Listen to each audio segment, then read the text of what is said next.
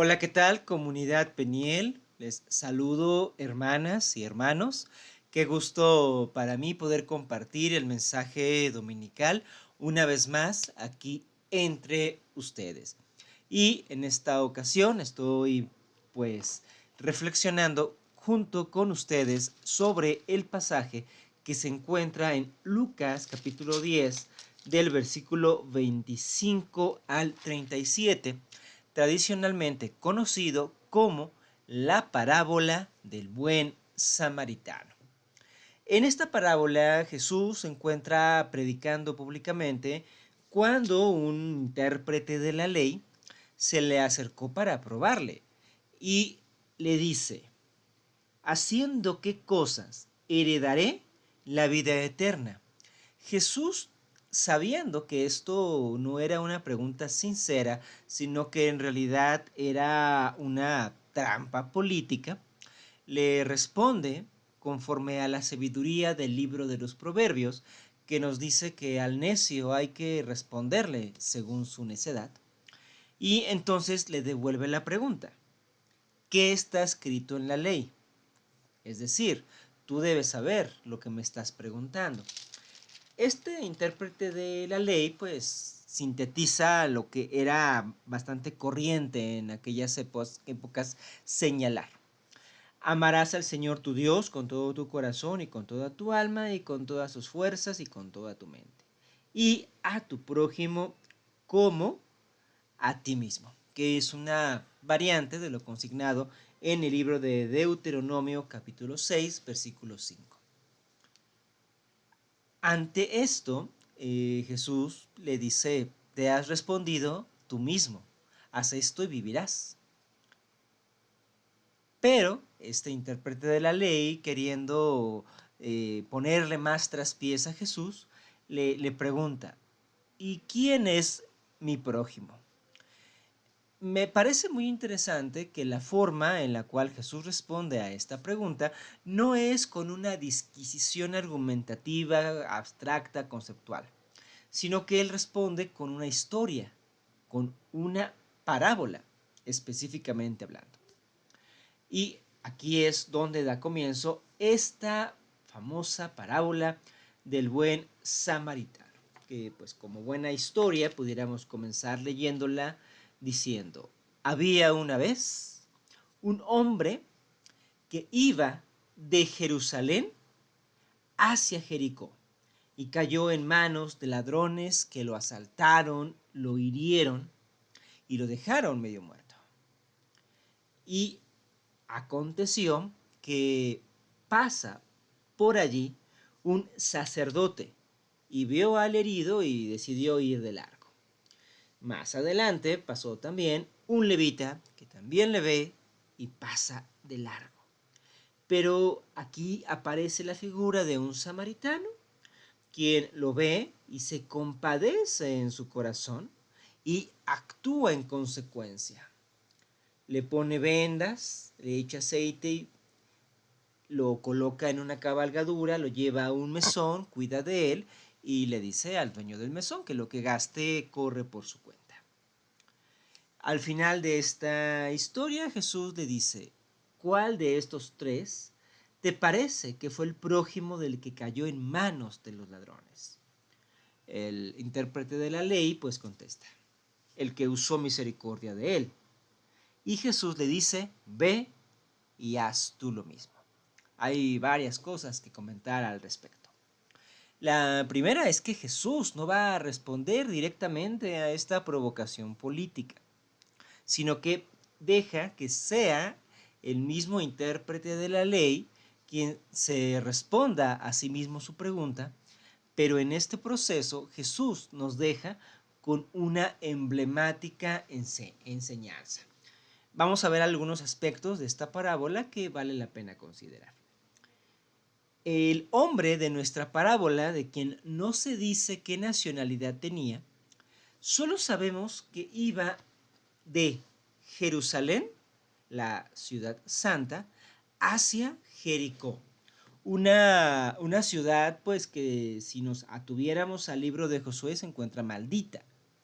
porque dice que después de que Josué y su ejército destruyen Jericó, se lanza una maldición sobre la ciudad, maldiciendo a todo aquel que se le ocurra construir sobre Jericó.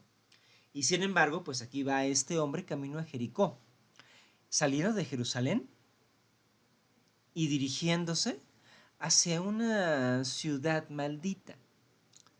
Quizá aquí pudiéramos ver nosotros un ejemplo de una persona que sale de la iglesia, que sale de la fe y entonces decide agarrar camino literalmente a lo que para nosotros es un lugar maldito. Y que sin embargo Jericó, pues en aquella época del primer siglo, era una ciudad bastante importante. Pero para nosotros y nuestra pulcritud espiritual, sin duda Jericó representa al mundo, a la vida fuera de la iglesia y fuera de la fe. Y allí es cuando vienen estos ladrones a atacarle. El día de hoy podemos encontrarnos personas que también descienden o van de Jerusalén a Jericó, de la iglesia cristiana a otras religiones o a veces a simple y sencillamente separarse de la iglesia e incluso abandonar la fe. Y si una de estas personas que abandonan la fe o que se retira de la iglesia, justamente al decidir haber abandonado su fe o haber dejado la iglesia, le ocurre una desgracia como la que aquí tenemos, que es un asalto, sin duda la reacción de muchos creyentes ante estos apóstatas, ante estas personas que abandonan su Jerusalén para ir a otra ciudad, es la de recriminación. Esa enfermedad te vino porque te alejaste de Dios. Si no hubieras dejado de ir a la iglesia, no tendrías este problema. De tal manera que en nosotros, cuando una persona sale de Jerusalén, de nuestra sagrada Jerusalén y sus creencias y sus dogmas, para dirigirse a lo que para nosotros es una ciudad maldita de Jericó, la primera reacción que tenemos es una reacción punitiva, en donde incluso esperamos, y vamos a ser sinceros, hasta oramos. Yo he escuchado personalmente oraciones de esta índole para que a esa persona que ha abandonado la iglesia o la fe le pase algo, para que Dios le abra sus ojos, para que Dios le haga regresar al camino, para que vuelva a tener ese primer amor. Y oramos como brujería, pidiéndole a Dios que a esa persona le mande una tribulación, una enfermedad, un problema, una llamada de advertencia para que regrese nuevamente hacia Jerusalén. Y esta es una manera muy lamentable en la que muchos cristianos utilizan la oración como brujería, utilizan la oración para querer dañar a alguien. Hay quien dirá, no, no queremos dañarle, queremos que Dios le rompa una pierna o que Dios le mande un infarto para que se dé cuenta del error que está cometiendo y entonces regrese a nuestra grey y regrese a nuestra congregación. ¿Se dan cuenta lo desalmado que tiene que ser una persona para tener ese tipo de pensamiento? Y sin embargo es más común en el cristianismo de lo que nos gustaría aceptar. Incluso los personajes que aparecen aquí como antagonistas, en este caso el sacerdote que pasa de largo, el levita que pasa de largo, no se atreven a proferir ningún tipo de juicio sobre esta persona. Dice un refrán turco: después de que se te haya roto la rueda del carro, Todo mundo te dirá por qué camino no debiste haber ido. Lo más natural es que a este desdichado que fue asaltado camino de Jerusalén a Jericó, se le hubiera dicho, ¿por qué sales esta noche? ¿Cómo se te ocurre ir solo? ¿Por qué vas ostentando tu dinero? En fin, cualquier otro tipo de recriminación, revictimizando a aquella persona que ha sido víctima de un delito. En este caso, un asalto. Y lo que nos satisface moralmente muchísimo cuando vemos a una persona que ha sido asaltada o que ha tenido alguna desgracia es intentar recriminarle su conducta y intentar culpabilizarlo de que ese asalto, esa enfermedad, ese problema que tiene, en realidad es su responsabilidad. Eso hacemos el día de hoy. Les reitero, el sacerdote y el levita, que en la parábola aparecen como estos antagonistas que prefirieron no ver a aquella persona que se encontraba en crisis, son menos tóxicos, obsesivos y violentos que muchas de las personas cristianas, que o bien utilizan la desgracia ajena para intentar convertirla en proselitismo religioso y generar afiliación hacia sus iglesias a raíz de los problemas que puede tener una persona, o bien que se encargan de exhortar moralmente a una persona, haciéndole ver que la desgracia que le ha pasado, por más que haya sido objeto de un delito, en realidad termina siendo su culpa. ¿Qué significa eso?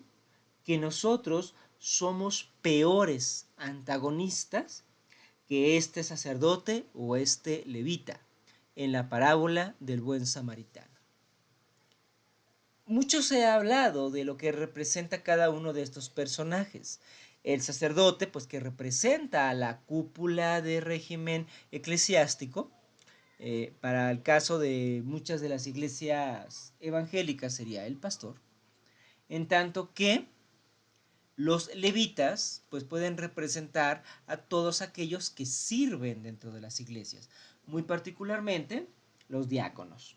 Sin embargo, me parece que perdernos en ese tipo de comparaciones es estarle dando vueltas a algo que está de forma más directa presente. Mire, la pregunta del intérprete de la ley en el versículo 29 dice, ¿y quién es mi prójimo? Está pensando pues en una tercera persona, en alguien más que resulte ser mi prójimo. Sin embargo, la pregunta con la que Jesús responde a este escriba de la ley, después de haber enunciado su parábola en el versículo 36, es, ¿quién pues de estos tres te parece que fue el prójimo del que cayó en manos de los ladrones? No es un mero juego de lenguaje. Aquí hay algo teológicamente relevante para nosotros. La pregunta del intérprete de la ley es, ¿cómo identifico a mi prójimo? Para que entonces, conforme al mandato, pueda amarlo como a mí mismo. Lo cierto es que Jesús nunca responde quién es ese prójimo. Más bien, cuenta una historia que remata con la pregunta, ¿quién fue el prójimo del que cayó en desgracia?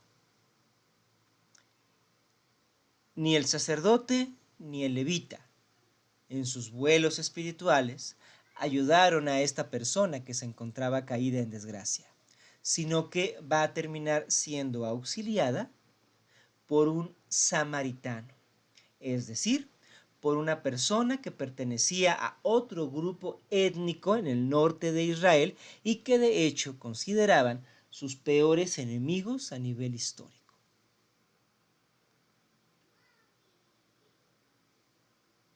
es este samaritano el que ayuda al caído. La pregunta de Jesús no dice quién es el prójimo al que se auxilió, sino quién fue el prójimo del que cayó en manos de los ladrones. ¿Se dan cuenta? La pregunta del intérprete de la ley era buscar entre otras personas a un prójimo para poder amarlo como a mí mismo. La respuesta de Jesús es más radical, pues convierte en prójimo al que realiza la pregunta. Y quizá ahí nos tengamos que enfrentar a un cambio de enfoque. Porque generalmente, cuando pensamos en el prójimo, pensamos en alguien a quien vamos a ayudar. Invariablemente, en ese sentido, tenemos un aire de grandeza moral, un aire de superioridad, porque yo estoy apoyando a otros. Y sin embargo, la respuesta de Jesús, seguramente para el contexto del primer siglo, dolió más. Porque dice, ¿quién fue el prójimo de este que cayó en desgracia?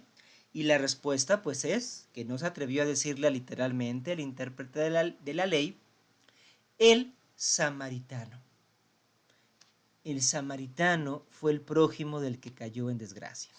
Dos cosas importantes a resaltar. La primera. Prójimo, según la parábola, no es el que necesita de tu ayuda. Prójimo eres tú cuando estás ayudando. La ayuda al prójimo tiene un carácter paternalista, asistencialista, que en realidad queda siempre solamente como una buena intención, ayudar al prójimo. Pero ¿quién es el prójimo? ¿No? Esta pregunta constantemente se nos vuelve a generar. La persona que me pide dinero en la calle, alguien de mi familia que me está pidiendo un favor, el vecino que necesita auxilio, ¿quién es mi prójimo? Y aquí pues podemos jugar con muchas interpretaciones de la Biblia para saber por qué no tengo que ayudarle a mi vecino y no estoy atentando contra el mandamiento. Pero la respuesta de Jesús, insisto, es más radical, porque no te señala al prójimo como alguien externo a ti o como un otro, sino que coloca al prójimo no como el que recibe la ayuda, sino como quien presta auxilio. La respuesta de Jesús, por lo tanto, nunca va a ser revelar quién es mi prójimo. La respuesta de Jesús es un reclamo para que nosotros nos convirtamos en el prójimo de alguien más.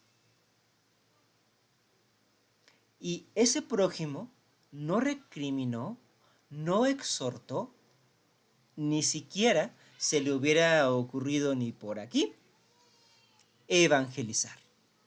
Simple y sencillamente ayudó.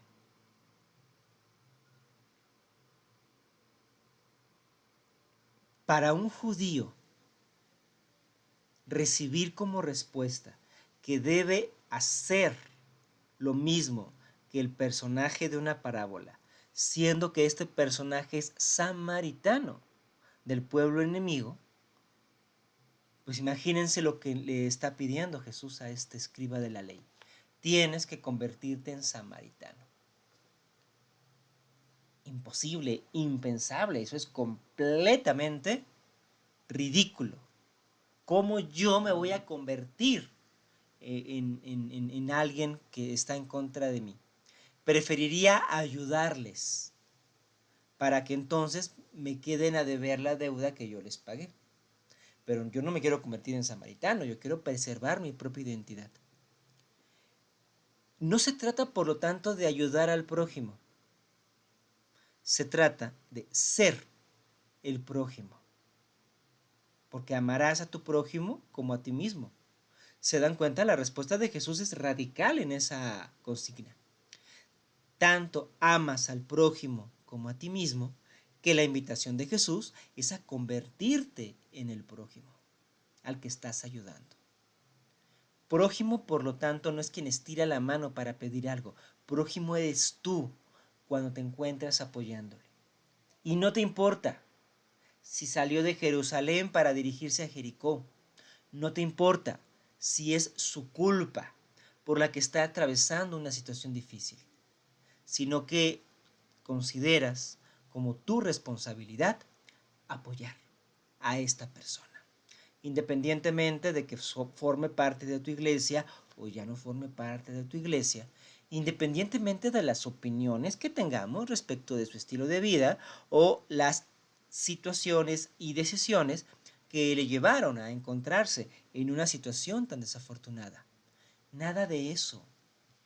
Tú eres el prójimo cuando simple y sencillamente ayudas a alguien más sin andarle preguntando sus antecedentes, ni que te ande enseñando su cartilla espiritual para saber que es digno de apoyo. Y no es solamente por el apoyar, es porque tú te estás convirtiendo en esa persona. Así como la invitación de Jesús al maestro de la ley era convertirse en un samaritano. El prójimo no es el que recibe la ayuda, sino que el prójimo es el que ejecuta la ayuda para alguien más porque se siente compenetrado, se siente empático hacia la persona que está ayudando y literalmente hace de su causa la causa propia. Como se dice hoy, no es necesario ser la causa para apoyar una causa. Si algo es justo, podemos sumarnos a una marcha, podemos sumarnos a una protesta, podemos sumarnos a una declaratoria. Aunque no sea para mí, aunque no tenga que ver directamente con mi identidad. Como yo soy un prójimo de alguien más, compenetro mi identidad